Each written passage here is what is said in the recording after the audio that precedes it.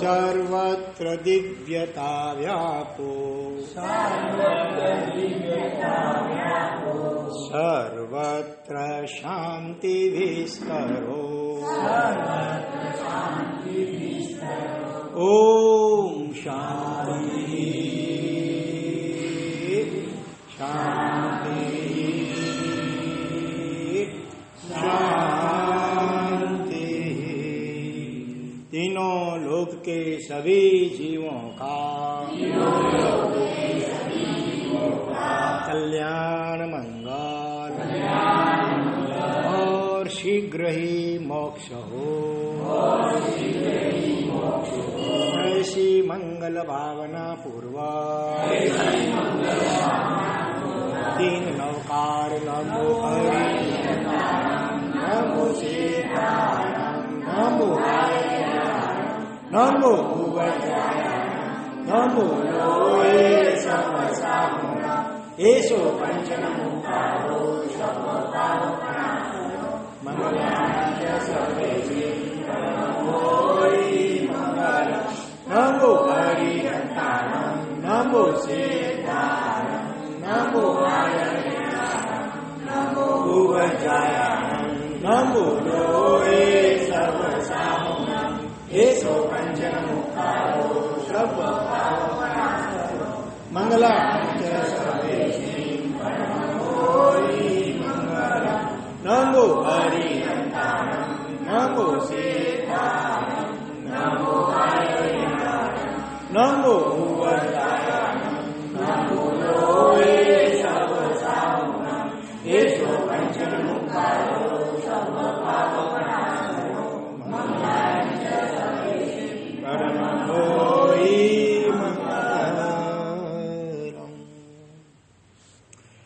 जम्बू पहुवंकचूलो गय सुकुमालो अवंति सुकुमालो धन्नो इलाई पुतो चिलाई पुतो यबाहुमुनि। बरेश्वर बाहुबली सज्जाए के अंतर्गत 100 जितने महापुरुष एवं महासतियों के जीवन प्रसंग में से आज तक हम 28 महापुरुषों के जीवन प्रसंगों को सुन सके। आज 29वें नंबर पे कौन आते हैं? जम्बू पहु, जम्बू प्रभु, प्रभु मान स्वामी, चरम केवली, इस अवसर्पिणी काल के अंतिम केवल ज्ञानी और मोक्ष में जाने वाले महापुरुष जम्बू स्वामी। बड़ा अद्भुत उनका जीवन वृत्तांत है। पिछले 5 भवों से हम उनका जीवन वृत्तांत देखेंगे। मगध देश में सुग्राम नाम का नगर, सुग्राम अच्छा ग्राम, ज्योतिर्ग्राम योजना होती है ना, सुग्राम, वहां राष्ट्रकूट नाम का एक परिवार व्यक्ति, राष्ट्रकूट, और उनकी पत्नी का नाम था रेवती, और इनके 2 बेटे, एक नाम था भवदत्त और छोटे का नाम था भवदेव। इसमें जो भवदेव है वो जम्बू स्वामी का जीव है। इसमें जो बड़ा भाई भवदेव था उन्होंने आगे चल करके सुस्थित सूरी नाम के आचार्य भगवंत की देशना सुन करके वैराग्यवासित होकर के उन्होंने चारित्र अंगीकार किया था भवदत्त ने। कुछ दिनों बाद भवदत्त मुनि ने अपने गुरुदेव को विनती की, अगर आपकी आज्ञा हो तो मेरा परिवार को, संसारी परिवार को जरा दर्शन देके आओ, और मेरा छोटा जो सांसारिक भाई है उसको भी जरा मैं प्रतिबोध देके आऊं। गुरु ने कहा ठीक है। विहार करते हुए उसी नगर में पधारे हुए हैं, और भवदत्त मुनि गोचरी के निमित्त से आते हैं संसारिक परिवार के घर पे। लेकिन उसी समय में ही जो भवदेव था उसकी शादी हुई थी, तो उसके कार्य में इतना वो व्यस्त था कि अपने भाई महाराज पधारे फिर भी वो पहचान भी समझो नहीं पाया। तो परिवार वाले भी इतने सब व्यस्त थे। तो वो वापिस आए उपाश्रय में, तब कुछ मुनियों ने जरा मजाक किया, क्यों, बड़ा भाव था भाई को प्रतिबोध करने का, और भाई ने तो पहचाना तक भी नहीं। यह सुन करके उनको जरा अचानक लगी कि अब के बार तो बरोबर उनको मैं प्रतिबोधित करके ही आऊंगा। ऐसा उन्होंने निश्चय कर लिया, और फिर एक बार वापिस भिक्षा यानी गोचरी के निमित्त से आते हैं अपने संसारी परिवार के घर। उस वक्त ख्याल में आया भवदेव को भी कि मेरे भाई महाराज पधारे हुए हैं। तो उन्होंने जी जो करता था वो कार्य छोड़ करके परिवार के साथ भाई महाराज को भाव से गोचरी वहराई। और उसके बाद शिष्टाचार होता है, आजकल बहुत कम लोग उसका उपयोग करते हैं।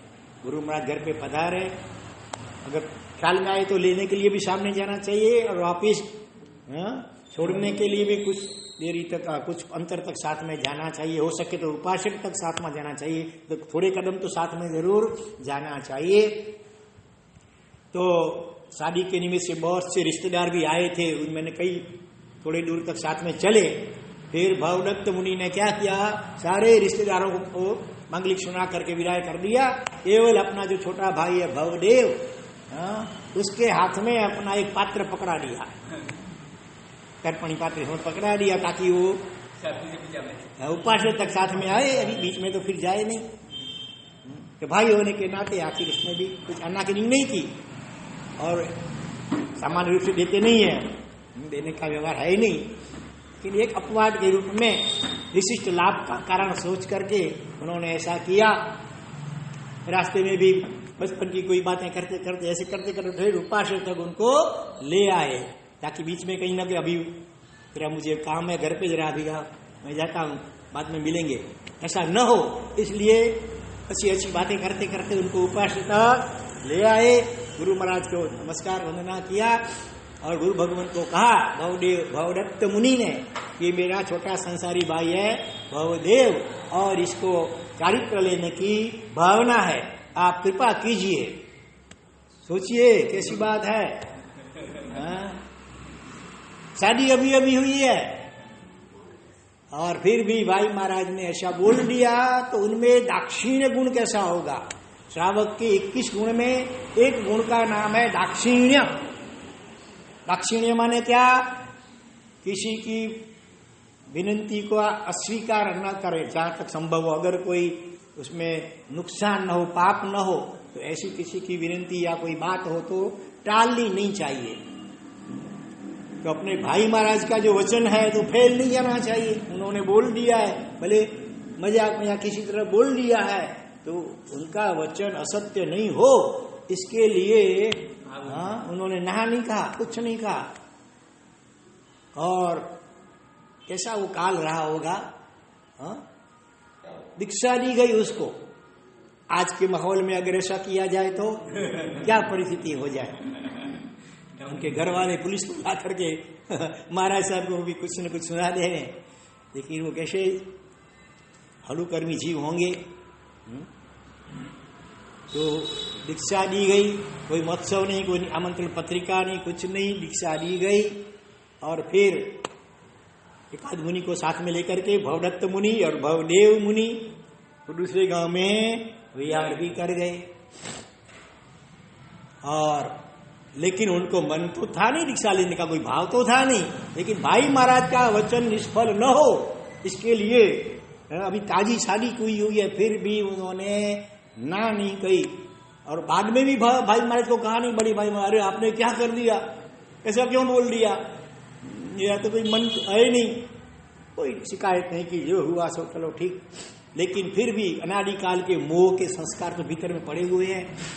तो दीक्षा तो ले लिए, लेकिन मन में वो भी पत्नी नागीला का स्मरण बीच बीच में हो रहा है। ऐसे करते करते करीब 12 साल बीत गए, फिर भी अभी मोह मंड नहीं हुआ है, दूर नहीं होता है, नागीला का स्मरण आता रहता है। और जब उनके गुरु महाराज का स्वर्गवास में भाई महाराज का कालधर्म हो गया, स्वर्ग में गए, और बाद में फिर वो ऐसे अकेले जैसे पड़ गए, तो वापिस अपने कौन सा गांव, सुग्राम में वापिस विहार करते हुए आते हैं। गांव के पादर में बाहर में नागीला और उनकी सखी शेख के साथ पानी भरने के लिए कुएं पर आई होगी, वहीं पर मिल गई। अभी 12 साल बीत गए और ज्यादा तो देखा भी नहीं था पत्नी को। पहले के काल में आज की तो नहीं है, सगाई हुई और फिर घूमने चले जाते हैं, शादी हुई भी नहीं हो, ऐसा नहीं था। तो 12 साल बीत गए हैं, पहचान भी नहीं रहा अपनी जो भूतकाल की पत्नी जिसके साथ शादी हुई थी, वो सामने आई है, फिर भी वो पहचान नहीं पाते हैं। और पूछते हैं भवदेव मुनि कि यहाँ नागीला नाम की एक सारिका रहती है, आप जानते हैं उन्हें? नागीला तो पहचान गई, ये वही है, और इंगित आकार से भी समझ गई कि शायद उनके परिणाम अभी चेंज हुए हैं। तो उन्होंने कहा, इतने में क्या हुआ, योगानुयोग एक छोटा बालक, नागीला की सखी थी ना, उसका ही बेटा समझो उधर आया, और उसने अपनी माँ को कहा कि पड़ोस के गांव में भोजन का विशिष्ट प्रसंग है, हमें भी निमंत्रण मिला है। तो सुबह तो मैंने बहुत दूध पी लिया है, लेकिन मैं ऐसा करूंगा, उसको वॉमिट कर दूंगा, मुंह में उंगलियां डाल करके रख दूंगा, और वहां जाकर के पेट भर के खाना खाऊंगा, और बाद में यहाँ आकर के वापिस थोड़ी देर के बाद फिर मैं वो दूध पी जाऊंगा। यह सुन करके वो कौन, भवदेव मुनि बोल उठ के, अरे छी छी छी, कैसी बात करता है तू? वमन किया हुआ कभी कहीं वापिस पिया जाता है क्या? नहीं पिया जाता है ना। ऐसे जब बोले तब नागीला ने उस बात को पकड़ लिया कि शायद आप पहचानते नहीं होंगे, मैं ही वो नागीला हूं जिसकी आप पूछा अभी कर रहे थे।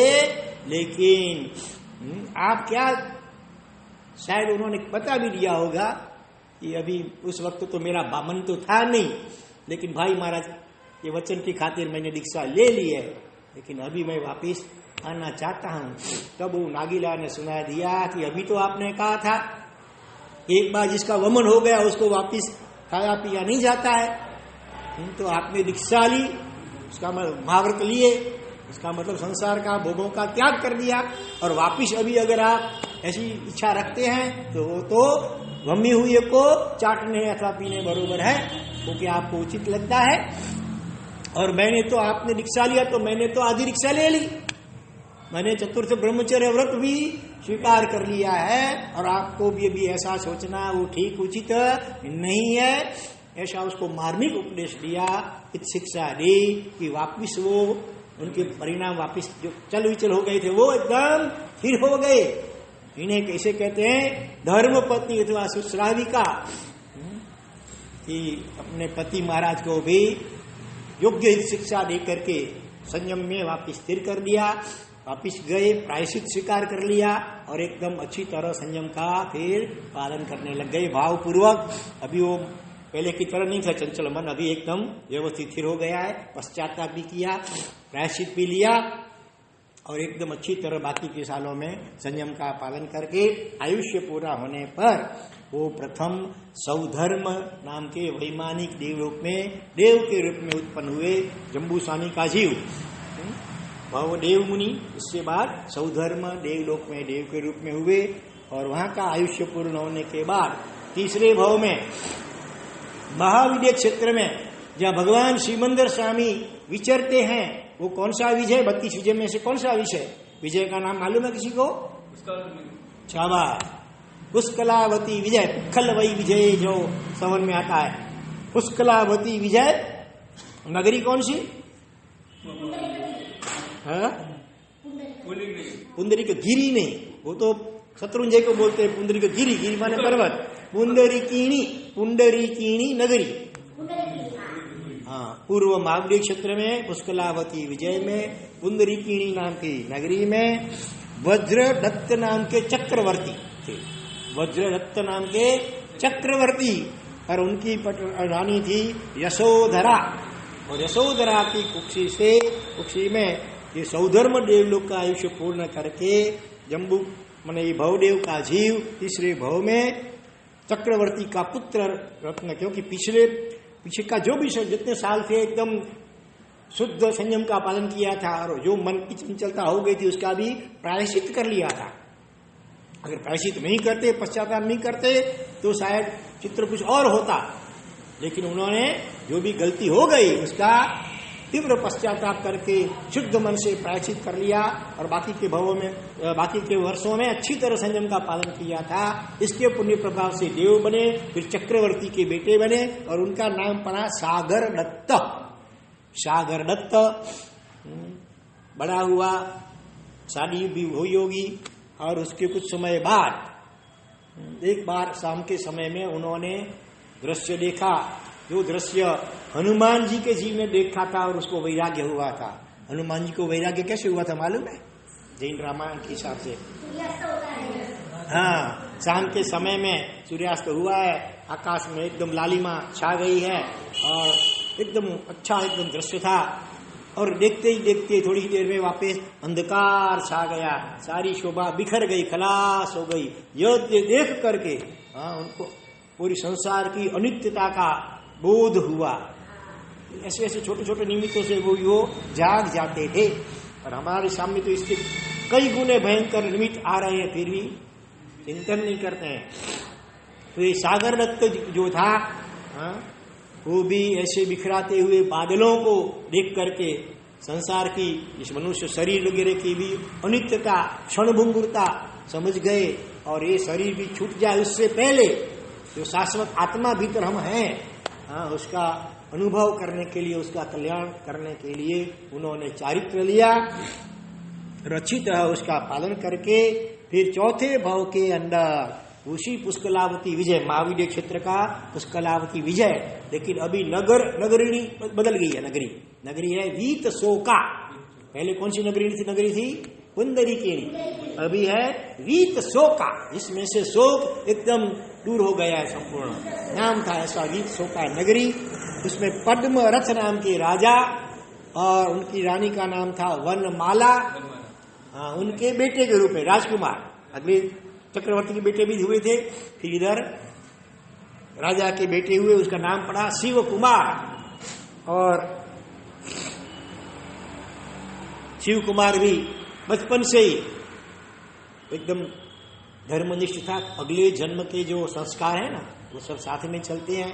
तो माता पिता भी ऐसे धर्म रुचि वाले मिले, और खुद को भी छोटी उम्र से ही धर्म की बड़ी रुचि है। ऐसे करते करते अभी शिव कुमार बड़ा हुआ है। तब एक सार्थवाह व्यापारी जिसका नाम था काम समृद्ध, उसके घर पर सागर दत्त नाम के मुनि वो पधारे हुए थे गोत्री के लिए। और ये इतने अच्छा चारित्र का पालन करते थे कि शासन देवता ने प्रसन्न होकर के उनके ऊपर पुष्प वृष्टि की है। यह दृश्य दूर से शिव कुमार ने देखा तो उनको मुनि के प्रति आकर्षण हुआ कि बड़े कोई चमत्कारिक महात्मा लगते हैं जिनके ऊपर इस प्रकार से देवता पुष्प वृष्टि कर रहे हैं। तो उनको दर्शन वंदन करने के लिए ये शिव कुमार जाते हैं। पूर्व भव के पुण्य का उदय होता है, पुण्यानुबंधी पुण्य का उदय। तो अपने आप ऐसा कोई न कोई अच्छा निमित्त मिलता रहता है। और वो शिव जो सागर दत्त मुनि है वो ज्ञानी थे ऐसे, तो उन्होंने शिव कुमार को उसके पूर्व भव सुनाए। पूर्व भव माने भवदेव का भव, विश्वधर्म देवलोक, फिर सागर दत्त चक्रवर्ती का बेटा दीक्षा लिया, वो सब सुनाया। वो सुन करके क्या हो गया होगा, शिव कुमार को जाति स्मरण ज्ञान, अपना पूर्व जन्म अभी उसको देखने में आया। और वैराग्यवासित होकर के अपने माँ बाप को कहता है कि मुझे अभी संसार में रहना नहीं है, संसार तो दुख की खान है और मनुष्य जन्म बड़ा दुर्लभ है, तो मुझे मोक्ष पाने के लिए चारित्र पाना है, इसके लिए आप मुझे आशीर्वाद पूर्वक अनुमति दें। लेकिन मोहाधीन माता पिता तो चारित्र के लिए अनुमति नहीं दे पा रहे हैं कि तू हमारा इकलौता बेटा है, हमारा एकमात्र आधार है, तुम्हारे बिना हमारा फिर कौन होगा, इत्यादि बातें करते हैं। तो आखिर उस भाव में शिव कुमार ने किया जब तक चारित्र की अनुमति न मिले तब तक आजीवन बेला बेला छठ के पालने छठ करने का अभिग्रह लिया और फिर भी अनुमति नहीं मिल पाई तो आजीवन करते ही रहे, आजीवन छठ के पालने छठ। कई लोग कहते हैं महाराज क्या करें, नसीब में लिखा होगा तो चारित्र मिलेगा। नसीब में लिखने वाला कौन भाई, हम ही अपना नसीब लिखते हैं। वर्तमान में जो पुरुषार्थ करते हैं ना उससे हमारा नसीब यानी भावी बनता है, प्रारब्ध बनता है। तो हम पुरुषार्थ क्या करते हैं चारित्र के लिए अभी वर्तमान में? कोई ऐसा नियम लिया हुआ है कि जब तक चारित्र न ले सके तब तक अमुक प्रिय चीज का त्याग। कितने ने लिया है ऐसा संकल्प? भी लिया है 1 2 3 इधर 3 सुरेंद्र भाई नहीं, आपकी तो 2 बेटियों ने चारित्र ले लिया है। अच्छा फिर वापिस कैसे आ गए?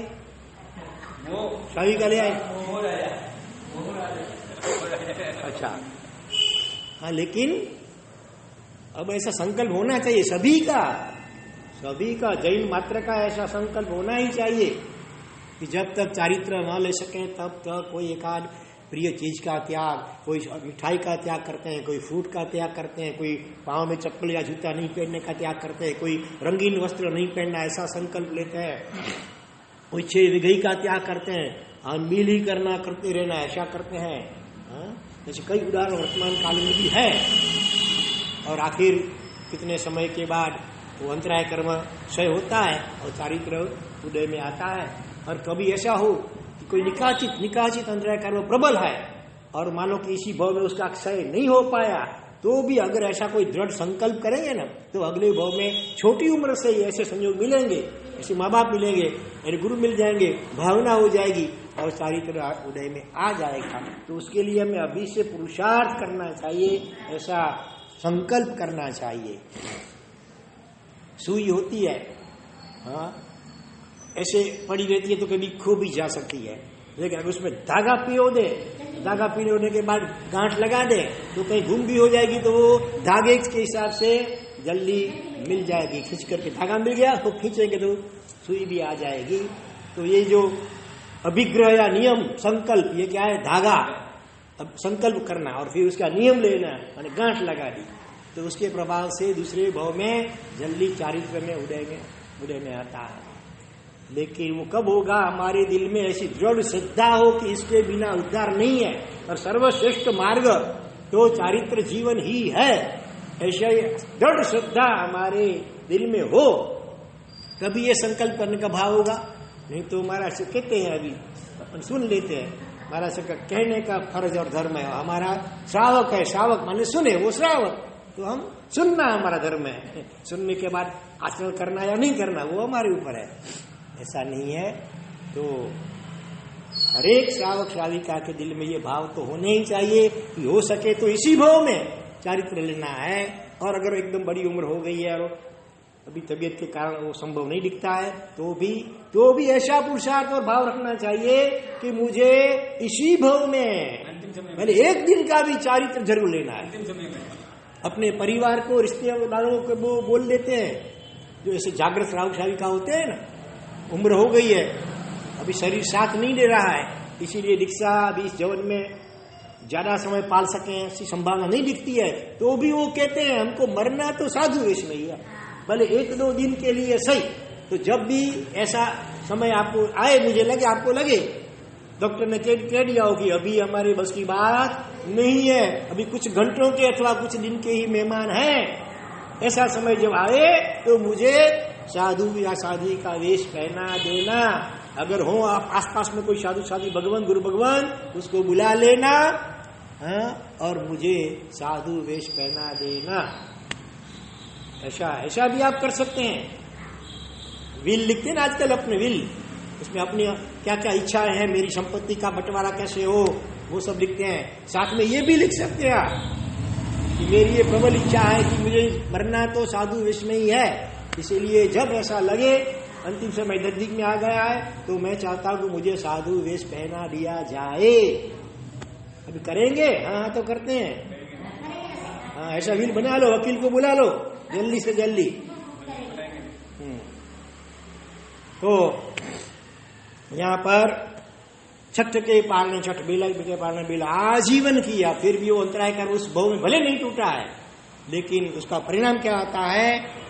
5वें ब्रह्म देवलोक में देव के रूप में उत्पन्न होते हैं, जिनका नाम होता है विद्युन्माली देव। विद्युन्माली जम्बू स्वामी का जीव पहले भव में भव देव, फिर मुनि बने, फिर पहले देवलोक में देव हुए, फिर तीसरे भव में क्या हुए? सागर दत्त नाम के चक्रवर्ती के पुत्र सागर दत्त बने, दीक्षा ली। चौथे भव में क्या हुआ? ये शिव कुमार बने, शिव कुमार। और छठ दीक्षा न ले सके तब तक बेले बेले के पाड़े आजीवन बेला किया।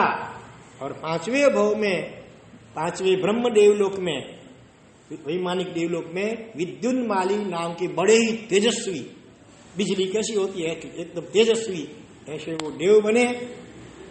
और फिर 5वें भव में राजगृही नगरी में ऋषभ दत्त नाम के सेठ, धर्मनिष्ठ थे एकदम, और सेठानी का नाम था क्या मालूम है?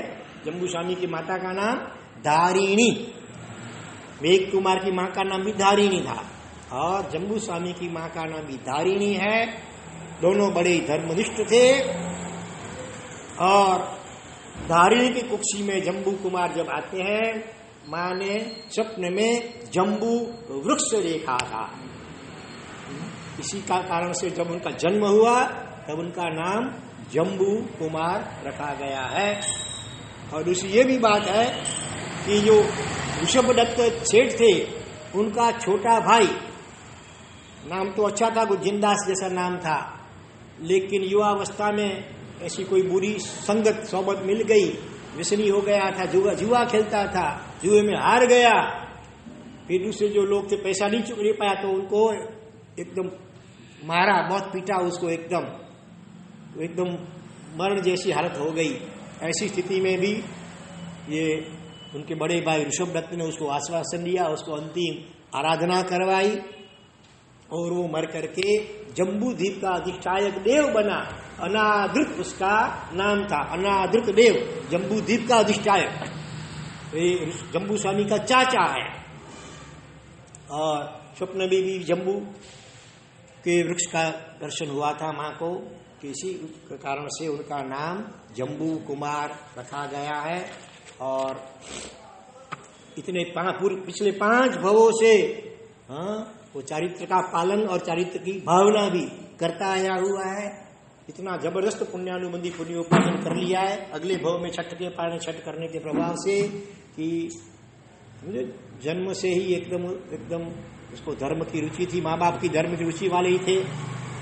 और ऐसे करते करते जब वो जवान हुआ है तो हर एक माँ बाप को मोह के कारण क्या अरमान होते हैं?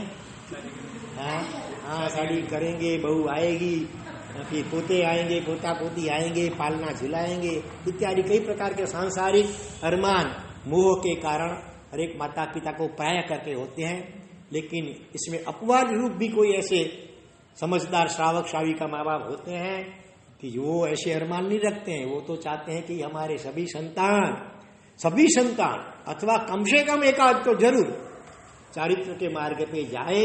हम तो इस संसार के गड्ढे में गिर गए, फंस गए हैं, नहीं निकल पाते हैं, लेकिन हम चाहते हैं कि हमारी प्रत्येक संतान, हमारी माँ की भी यही भावना थी, इसीलिए हमारे भाई बहन दोनों की हमारी साथ में दीक्षा हुई है। और अभी जो एक दूसरे भाई हैं तो उन्होंने भी शादी की नहीं है, दीपक भाई नाम, और वो तो भावना भाते भगवान को प्रार्थना करते हैं, भगवान इस भव में तो नहीं, जब तक मोक्ष न हो तब प्रत्येक भव में मुझे बचपन से ही चारित्र उदय में आए, और शादी तो मुझे अर्घीज किसी भव में करनी ही नहीं है, ऐसी भावना। वो माँ के संस्कार काम करते हैं। तो आप भी ऐसी रत्न कुक्षी माँ बने। जिस माँ का एक आध बेटा या बेटी भी दीक्षा लेते हैं तो उन माँ को क्या बोलते हैं? रत्न कुक्षी, जिन्होंने शासन को ऐसे रत्न समर्पित किए। तो ऐसा आप मनोरथ भाएं, बहू आए शादी कराए, बहू आए बेटा पोता आए पोती, ये मनोरथ नहीं। मैं रत्न कुक्षी बनूं, ऐसा ऐसी भावना करें। तो यहाँ पर अभी कोट्याधिपति है, राजा के मान्य है, इसके पिता जो है ऋषभ दत्त, और जवान बेटा हुआ है। तो अपने समान जो होते हैं श्रीमंत, उनके बेटों के साथ ही उनकी सगाई होती है। तो 8 ऐसे कोट्याधिपति श्रेष्ठी वर्य, उनकी कन्याओं के साथ उनका अभी शादी बाकी है, केवल क्या बोलते हैं सगाई कर ली है, नानी ग्रहण बाकी है, सगाई कर दी गई है, शामला विधि जिसको गुजराती में कई बार बोलते हैं, वो हो गई है। और इतने में क्या हुआ, वैराग्यवासी तो थे ही ये, लेकिन माँ बाप ने थोड़ा जबरदस्ती करके भी सगाई करवा दी है। इसी बीच में भगवान महावीर स्वामी के पंचम गणधर, कौन थे पांचवें गणधर? सुधर्मा स्वामी। 11 गणधर में सबसे ज्यादा आयु किनकी थी? सुधर्मा स्वामी की। वो विहार करते हुए अनुक्रम से राजगृही नगरी में पधारे हुए हैं। और पहले के काल में कोई भी ऐसे विशिष्ट धर्म आचार्य आते थे ना, तो छोटे बड़े आबाद वृद्ध सभी राजा सहित बड़े बड़े श्रेष्ठी वर्य, उनके जवान बेटे बेटियां वगैरह सब उनकी देशना सुनने के लिए अपने सारे सांसारिक कार्यों को छोड़ करके अवश्य जाते थे। तो सोचिए, ये जम्बू कुमार 16 साल की के आसपास करीब उम्र है, अभी जवानी की उम्र में पैर रख रहे हैं। और कोट्याधिपति राजमान्य पिता का पुत्र हो तो जवानी में तो कैसे कैसे मनोरथ होते हैं। महाराज साहब के पास में जाने का मन होता है क्या? लेकिन पूर्व जन्म की ये पुण्यानुबंधी पुण्य के संस्कार काम करते हैं कि सौधर्मा स्वामी की देशना सुनने के लिए दूसरे हजारों नर नारियों के साथ ये जम्बू कुमार सृष्टि पुत्र जो हैं वो भी गए हुए हैं। और गणधर भगवंती की देशना, उसकी तो बात ही क्या करनी। ऐसी अद्भुत, ऐसी वैराग्य वाहिनी, संसार की असारता, दुखमयता, क्षणभंगुरता आयुष्य की, मनुष्य जन्म की दुर्लभता, मोक्ष की उपादेयता, और साथ में उसके लिए चारित्रिक की श्रेष्ठता, ऐसा अद्भुत उसका वर्णन करते हैं। ये सुन करके 16 साल की जवान उम्र वाला ये जम्बू कुमार पूर्व जन्म के संस्कार के जागृत हो जाते हैं। और उसी सभा में ही खड़े होकर के सुधर्मा स्वामी को कहते हैं, भगवान अपनी देशना मेरे हृदय को छू गई है और मैं भी अभी संसार में रहना नहीं चाहता हूं। सोचिए, 8 श्रेष्ठी कन्याओं के साथ सगाई हो चुकी है, फिर भी वैराग्य का कैसा प्रबल भाव आया, क्योंकि अगले जन्मों से वैराग्य की साधना, संयम की साधना करते आए हैं। तो भर सभा में खड़े होकर कहते हैं, भगवान मुझे चारित्र लेना है, उसके लिए मैं माँ बाप से अनुमति लेकर के आता हूँ, उतने समय तक आप कृपा करके यहीं विराजिएगा। तो भगवान क्या कहते हैं, माँ परिबंधम पुनः, जल्दी अच्छा जा भले जाओ जल्दी, और जल्दी वापिस आए ना। ऐसी भाषा नहीं होती है साधु की, विवेक वाली भाषा होती है। जहाँ कहेंगे तो जाएगा, रास्ते में जो जीव की विराजना हो सकेगी उसका दोष लगेगा। जल्दी आना ऐसा बोलेंगे तो भी आने वक्त रास्ते में कोई जीव विराजना होगी उसका दोष लगेगा। श्रावक के अतिचार में आता है ना, सामायिक ये अतिचारों में सामायिक जा आव ले दे आण मुख इस्यू सावध्य वचन बोलियों होय, जा अथवा आओ अथवा वो चीज लाओ, ये चीज रखो, ऐसा कुछ भी, वो सावध्य भाषा है इतना। तो क्या बोलते हैं, मां परिबंधम पुनः, माने कोई नए बंधन में बंधाना नहीं, बस इतना ही बोलते हैं मौगम में। महा परिबंधम गुण, महा माने नहीं, प्रतिबंध मत करना। प्रतिबंध माने राग, कोई नया राग का बंधन तू खड़ा मत होने देना, बस इतना मौगम में कहते हैं। और वो आते हैं जम्बू स्वामी, जम्बू कुमार, अपने माँ बाप की इजाजत लेने के लिए। जरा कल्पना कीजिए कैसा समय होगा, ऐसे भाव होंगे। 16 साल की उम्र है, 8 श्रेष्ठी कन्याओं के साथ उसकी सगाई हो चुकी है और पिता के पास पैसों की कोई कमीना नहीं है, तो संसार कैसे मनोरथ होने चाहिए। लेकिन पूर्व जन्म के वैराग्य के कारण, संस्कार के कारण ऐसी बड़ी युवावस्था में भी उसको सांसारिक कोई इच्छाएं कामनाएं सताती नहीं है। और चारित्र लेने की इजाजत लेने के लिए माँ बाप के पास लौट रहे हैं। लेकिन उसी समय क्या हुआ था, किसी पड़ोसी शत्रु राजा ने उस नगरी को समझो घेरा डाला था, वहां युद्ध करने के लिए वो आ रहा था, ऐसे समाचार मिले होंगे।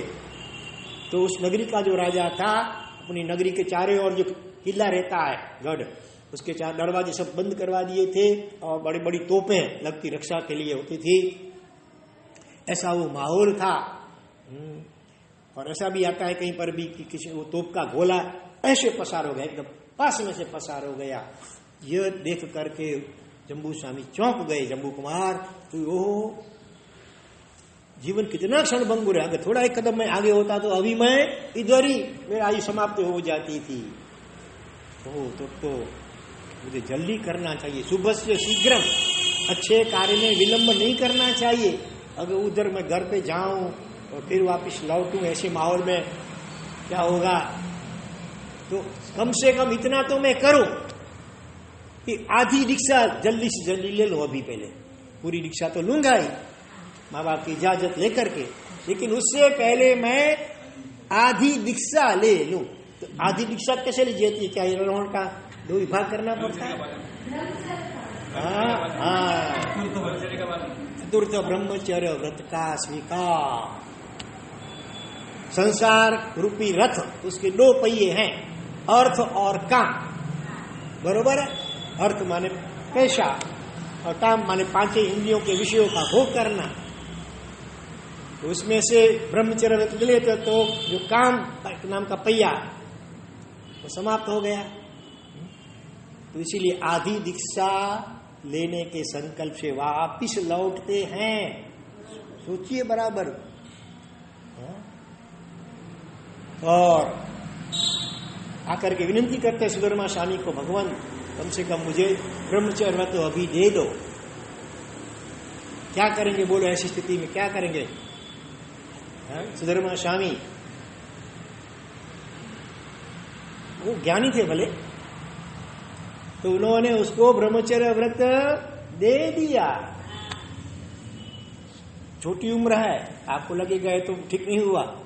16 साल की उम्र है, उधर सगाई भी हो चुकी है 8 कन्याओं के साथ, और सब सोचे बिना पूछे बिना आपने ऐसे दे दिया व्रत। और व्रत लेकर के अगर वो आएगा गांव में, नगर में, और लोगों को पता चलेगा तो सभी लोग क्या बोलेंगे? महाराज साहब के लिए भी नेगेटिव बोलते रहेंगे। तो महाराज साहब भी कैसे हैं, बच्चा तो अभी ठीक है 16 साल का अभी है, अभी परिपक्व पूरा नहीं है, उसने तो बोल दिया। लेकिन महाराज साहब को सोचना चाहिए ना, महाराज को बोलना चाहिए, उसने माँ बाप को ले आ, फिर सोचेंगे। लेकिन वो काल भी ऐसा था, लोग भी इतने विवेकी और समझदार थे कि आखिर भले हम नहीं कर सकते हैं लेकिन करने जैसा तो यही है, इतना सब समझते थे, इसलिए कोई विरोध की बात नहीं थी।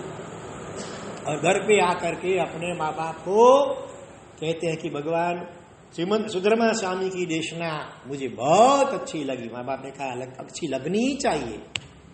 माँ बाप सम्यक दृष्टि से समझदार थे, और उन्होंने जो संसार की असारता की और दुखमयता का जो वर्णन किया वो मुझे हृदय में छू गया है। बेटा अच्छा, अच्छी बात है, वास्तव में बिल्कुल सही बात है।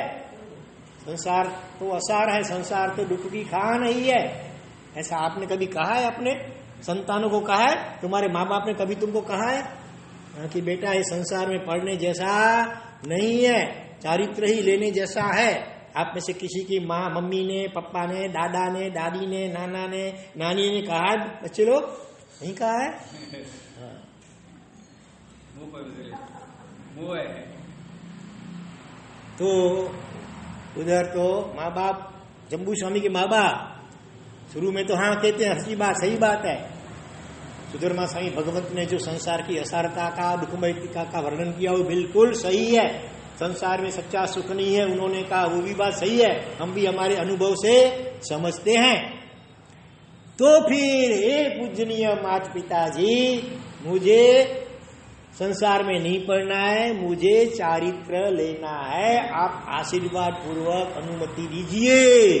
ये सब जब सुने तब वो माँ बाप का मोह का पास वो अटैक आया, मोह का।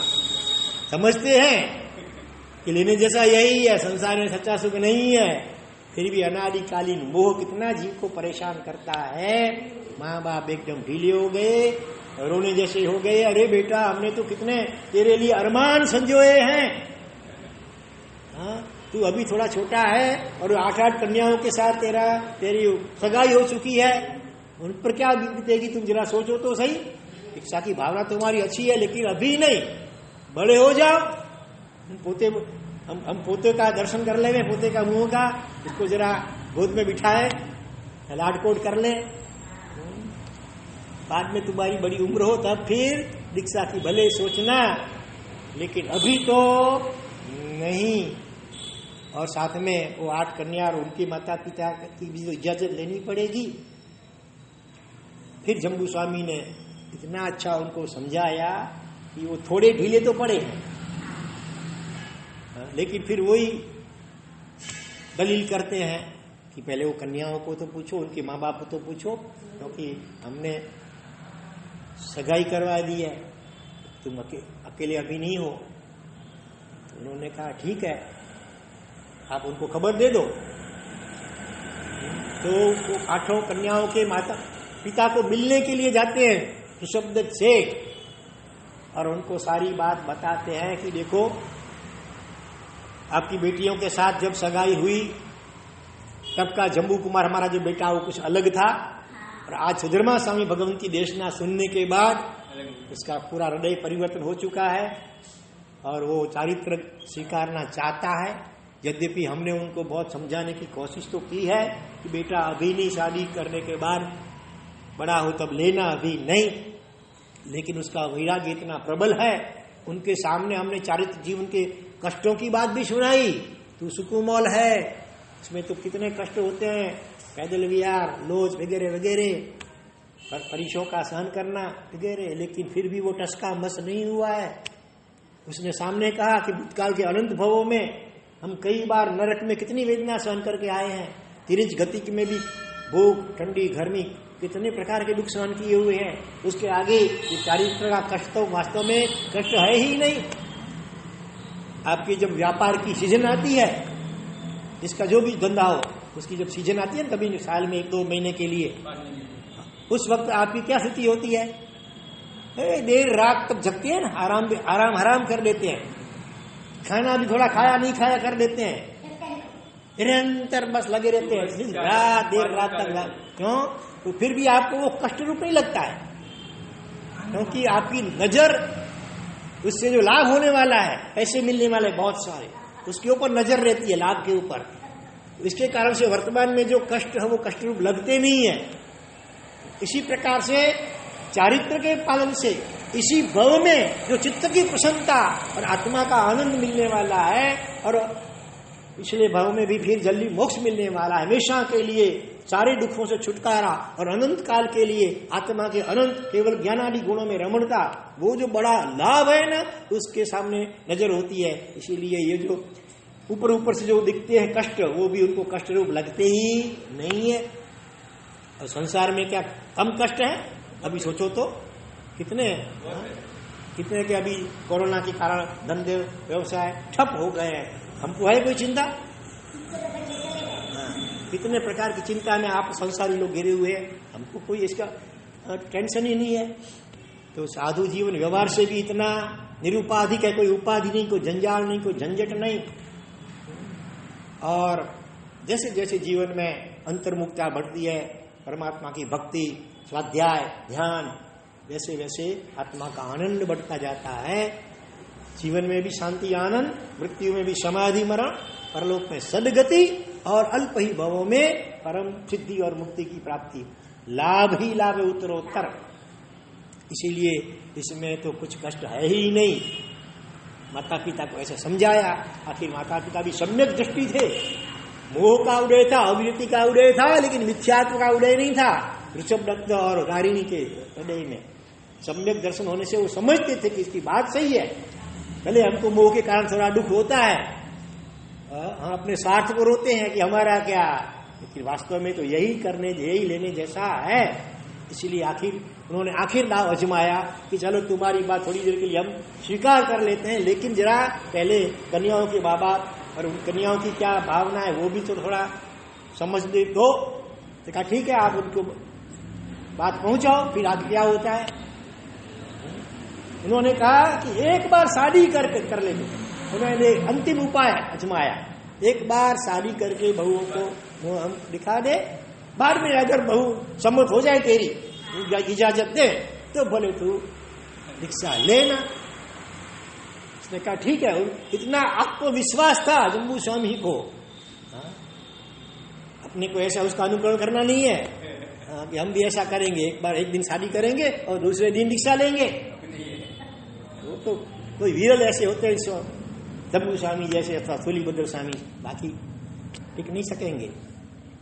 वहां तो 8 श्रेष्ठी कन्या, अगर यहाँ एक होती है तो भी क्या हालत होती है।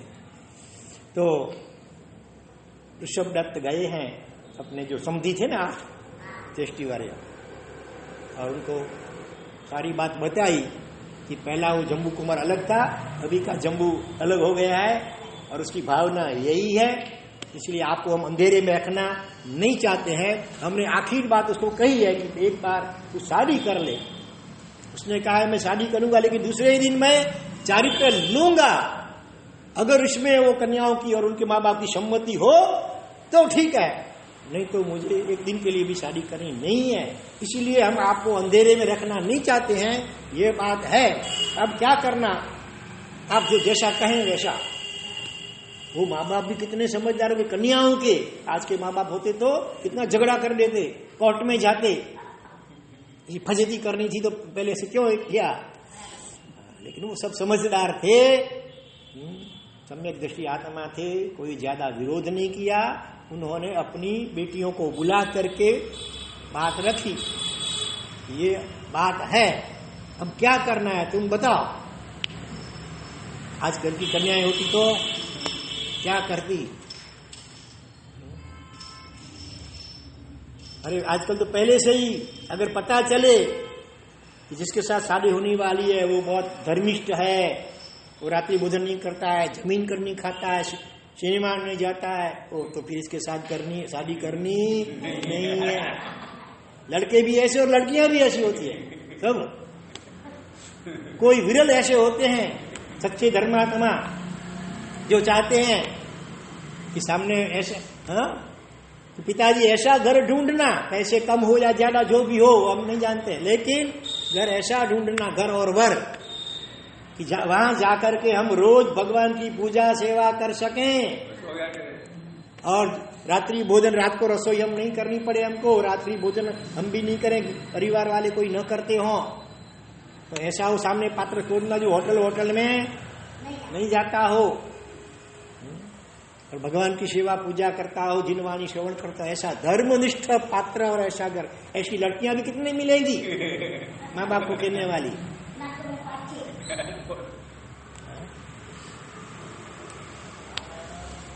अभी एक किस्सा सुना हमने,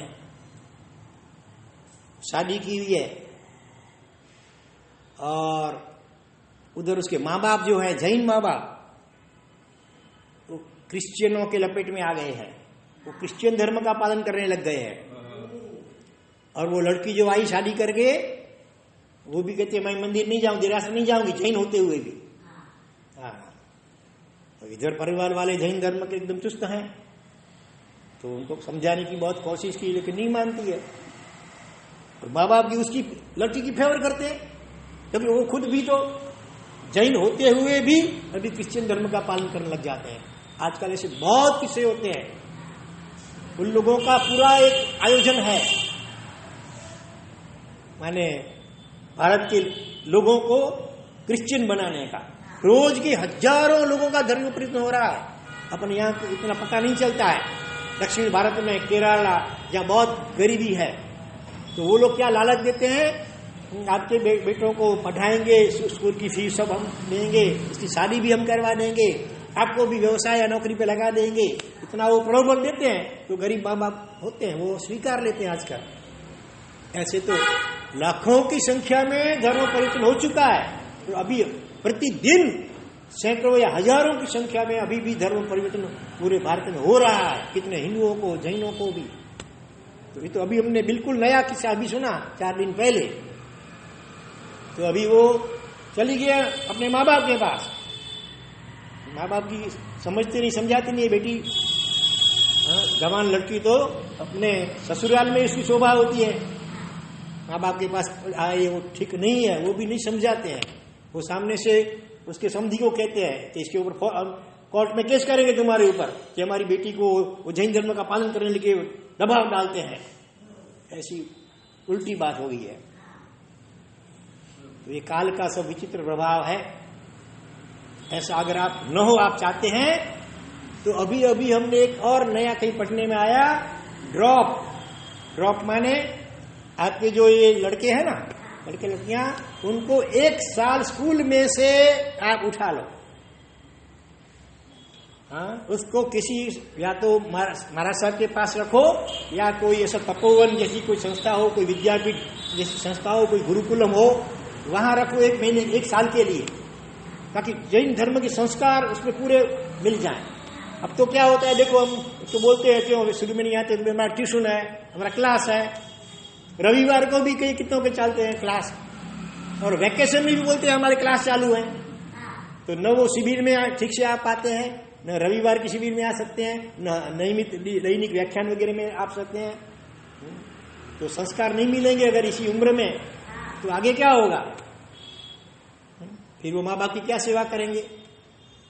फिर माँ बाप रोते हुए आते हैं हमारे पास, महाराज साहब क्या करें, हमारे लड़के मानते नहीं, अपमान करते हैं, गालियां देते हैं। लेकिन आपने वो छोटे थे तब उसकी आत्मा की चिंता नहीं की, केवल खिलाना पिलाना, बस स्कूल में भेज देना, नौकरी पे लगा देना, धंधे पे शादी करवा देना। आपने इतना ही अपना कर्तव्य समझा। उसकी आत्मा का कल्याण कैसे हो, उसके लिए न तो आपने खुद ने कुछ धर्म संस्कार लेने का प्रयास किया, और न कोई ऐसे स्थान पे उसको भेजा। तो अभी अभी एक योजना अच्छी आई है, तो उसका 1 साल फेल नहीं जाएगा, वो अगले क्लास में उसको एंट्री मिल जाती है।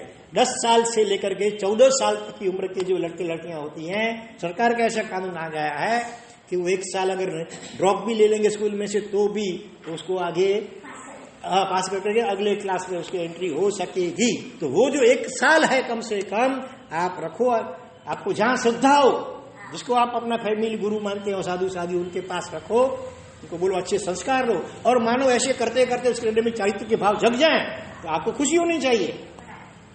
और अगर वो नहीं जगे तो अच्छा श्रावक तो बनेगा, श्रावक श्राविका बनेंगे, संस्कारी धर्मनिष्ठ श्रावक श्राविका बनेंगे। तो ये गंभीरता से सोच करके अमल में लाने जैसी बात है।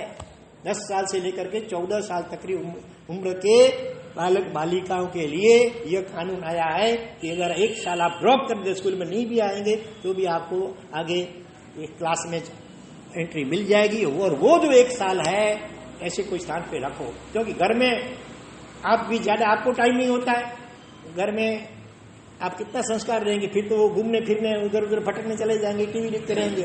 इसलिए अच्छा है कि महाराज साहब के पास रखो 1 साल तक, उसको अच्छी तालीम दो। 1 साल की वो शिविर है, समझ लो उसके लिए, जीवन की शिविर है। और लड़कियां तो साधी जी के पास रखो 1 साल के लिए।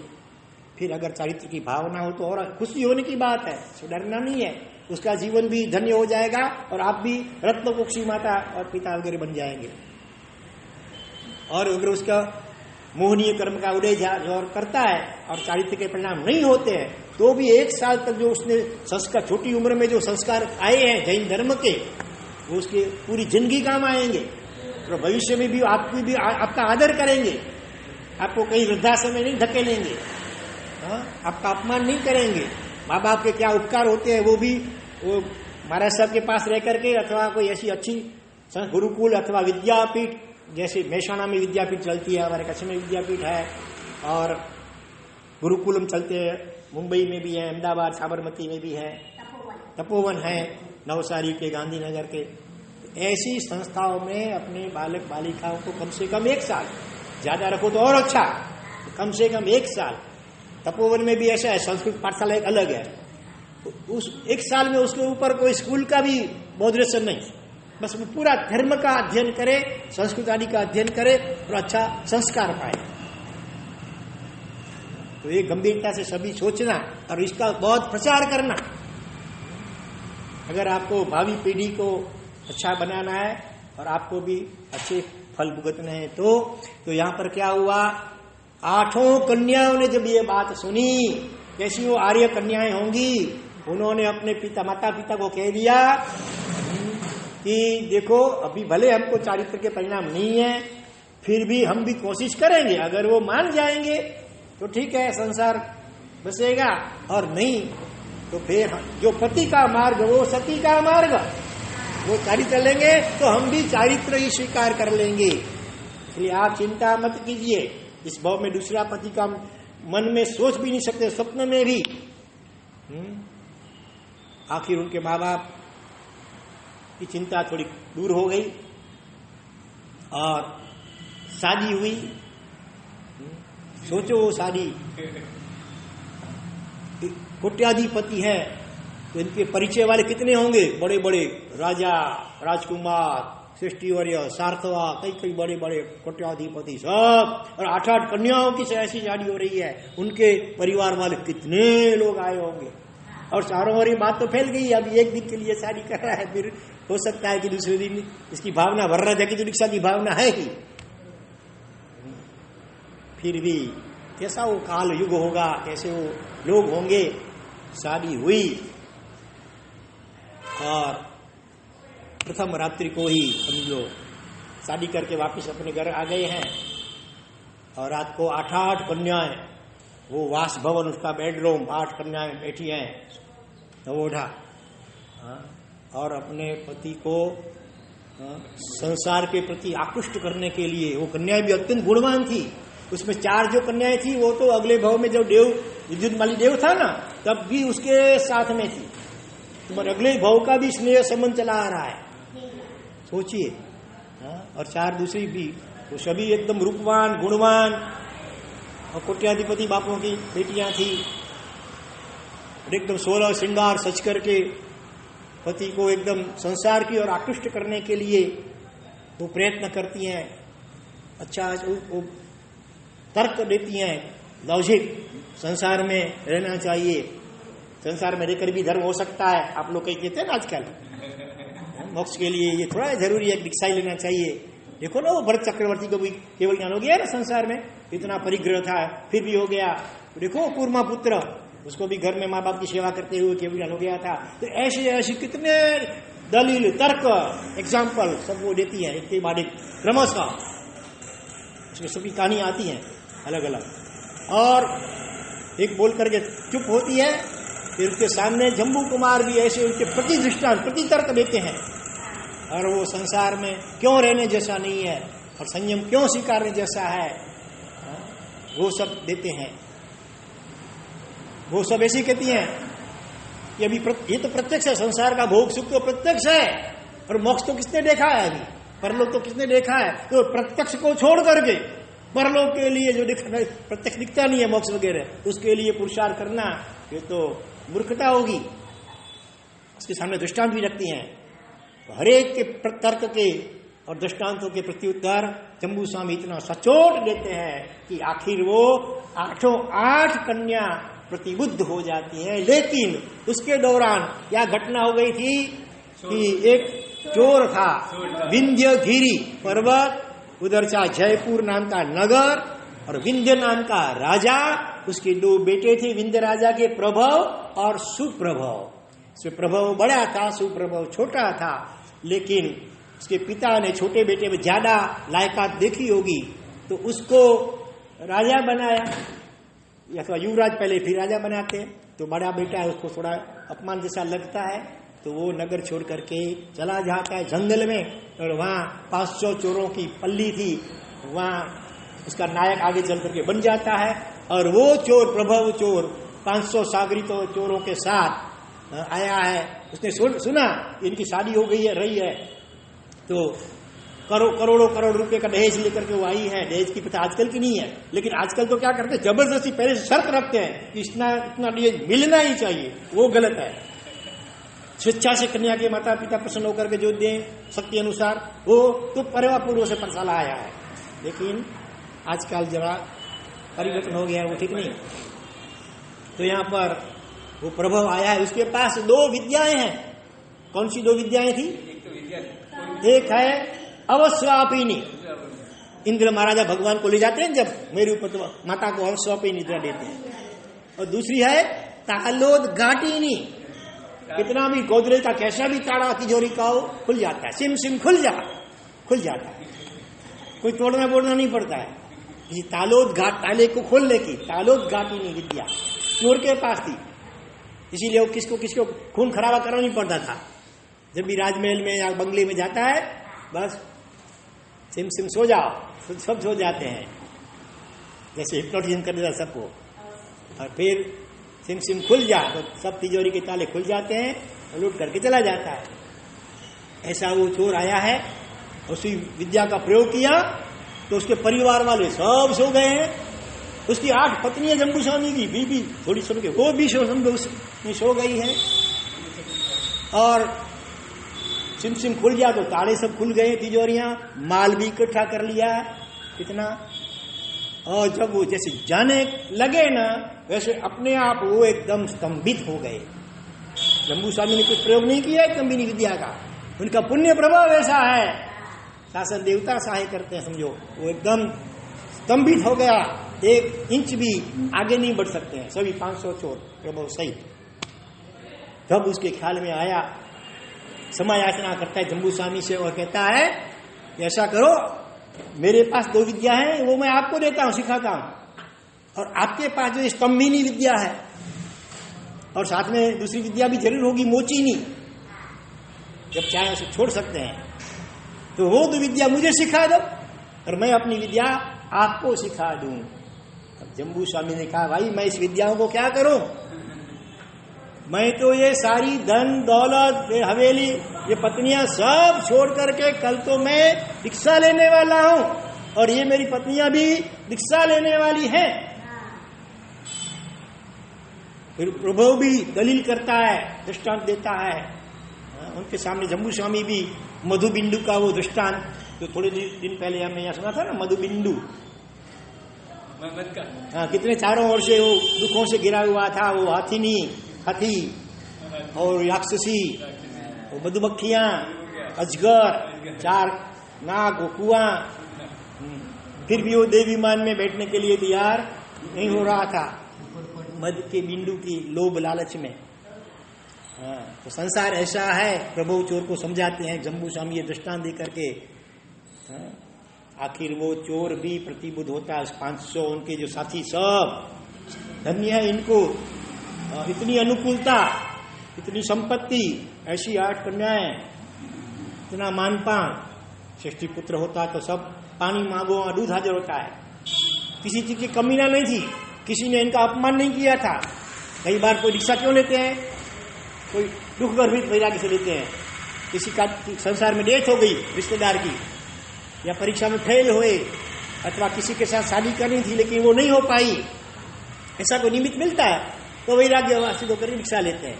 यहाँ पर तो ऐसा कुछ भी नहीं था, हर प्रकार की सुविधा और अनुकूलताएं थी, फिर भी देखो ये पूर्व जन्मों के का अभ्यास काम करता है कितना, कोई उसको रोक नहीं पाया, प्रलोभन में फंसा नहीं पाया जम्बू कुमार को। उन्होंने 8 कन्याओं को प्रतिबोधित कर दिया, और उनका वार्तालाप कैसा होगा, शादी के प्रथम रात्रि को पत्नियों के साथ कैसा वार्तालाप किया होगा उन्होंने, जिसे सुनकर के ये 500 चोर भी प्रतिबोधित हो गए। और उनके उधर पूरी रात 9 जन है, 8 कन्याएं और जम्बू स्वामी कुमार।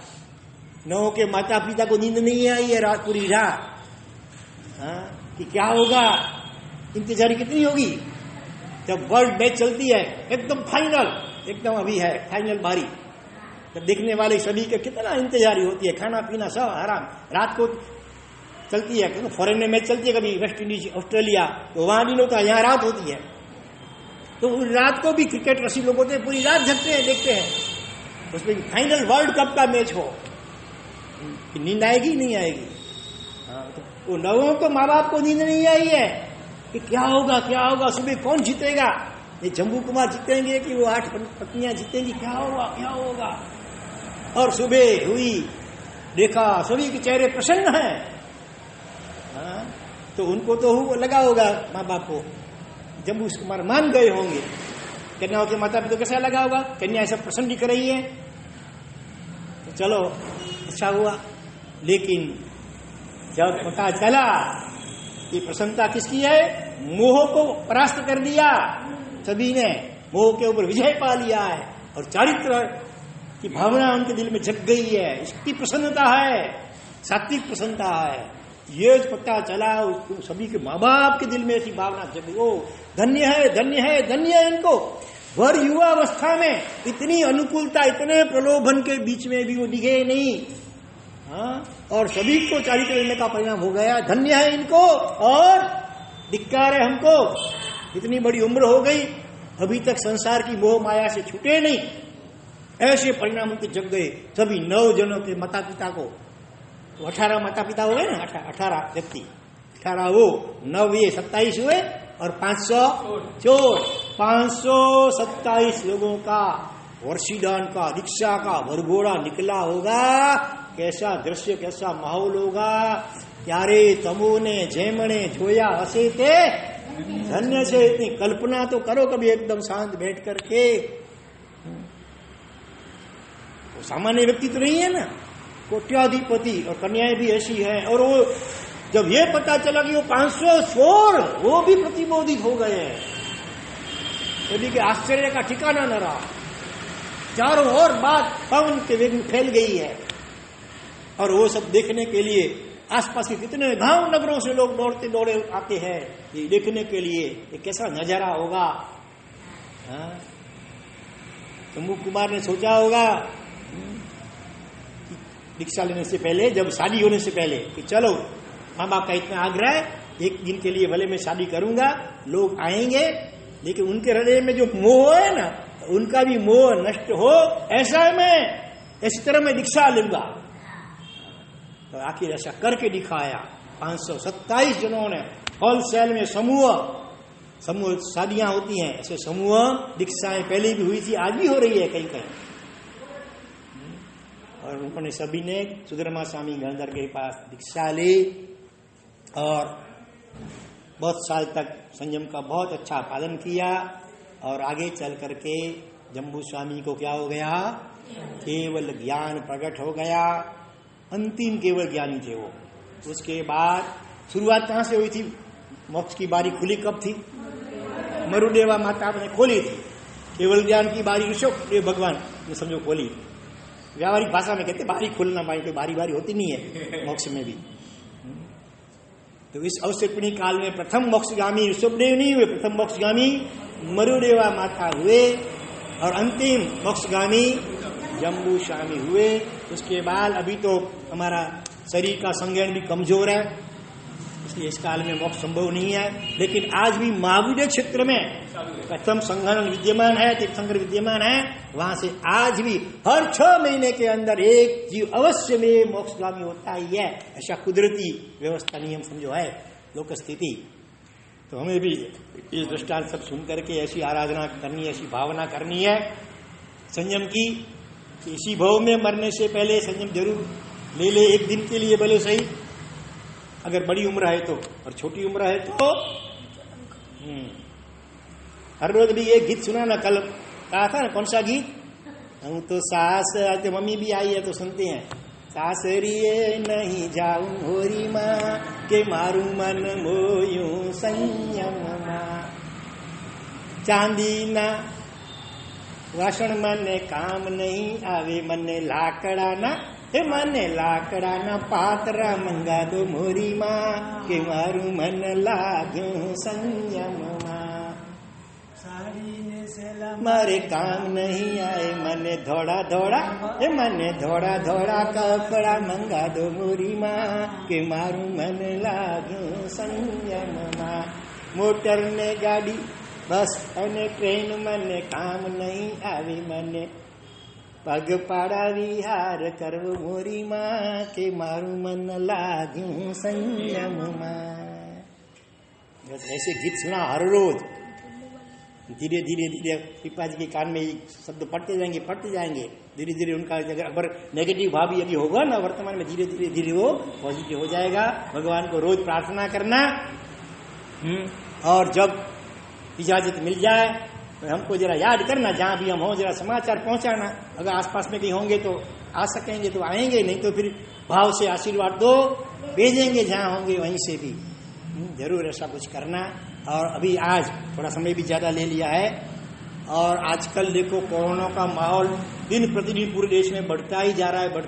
रोज के करीब 90,000 लाख की जितनी संख्या में नए संक्रमित होते जा रहे हैं लोग कोरोना से. और पिछले कितने दिनों से हमारे ऊपर भी मैसेज आ रहे हैं, संदेश आ रहे हैं कि महाराज अभी इस माहौल में अभी आप व्याख्यान मत चालू रखो, लोगों की उपास्य में भी आना मत दो. ऐसे कल भी, अरे आज सुबह हमने एक समाचार मिला कि राजसूरी आचार्य भगवंत, उनके एक शिष्य थे वज्र सेन महाराज, जो खुद भी डॉक्टर महाराज के नाम से प्रसिद्ध थे. उम्र भी इतनी बड़ी नहीं हुई थी, लेकिन कोरोना से ग्रसित होंगे. अस्पताल में आज सुबह कल मुंबई मुलुंड में अस्पताल में उनका काल धर्म हो गया है.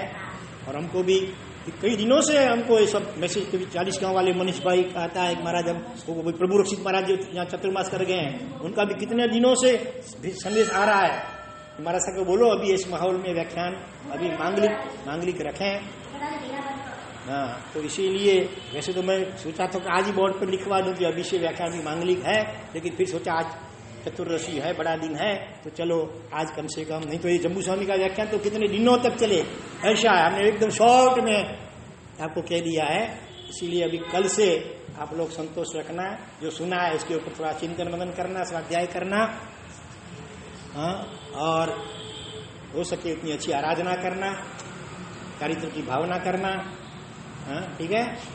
हाँ, और आज इस बच्ची ने स्तवन सुना दिया शीतलनाथ भगवान को 2 दिन पहले ही. तो उसको भी 20 रुपये का जो इनाम हमने जाहिरात की थी वो उसको आज दे देना है. और फिर भी वो चालू रखना कंठस्थ करने का, जिसका हो जाए स्तवन सुना देना, उसको 20 रुपया इनाम दिया जाएगा. और भी दोस्त बना आपके हो गए? अच्छा, हाँ भले. कौन से दोस्त हवन, किस भगवान के? आदिनाथ और शांतिनाथ. मुझे लगता है थोड़ा कच्चा आता होगा पहले, थोड़ा भूल गए थे, वापिस कर लिया. हाँ, धन्यवाद. तो आपको भी मिल जाएगा.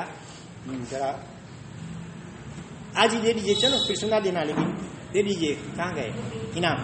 इधर होगा. फिर तो एक्शन नहीं होगा तो फिर क्या होगा? 20 रुपया उधर भी दे दो. बच्चे लोग आप भी कोशिश करना.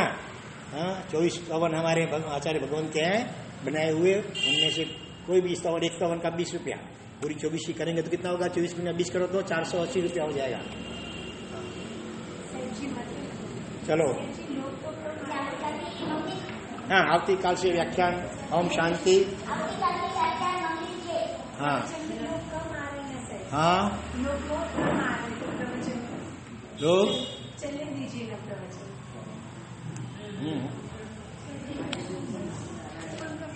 करूँ भाई शांत.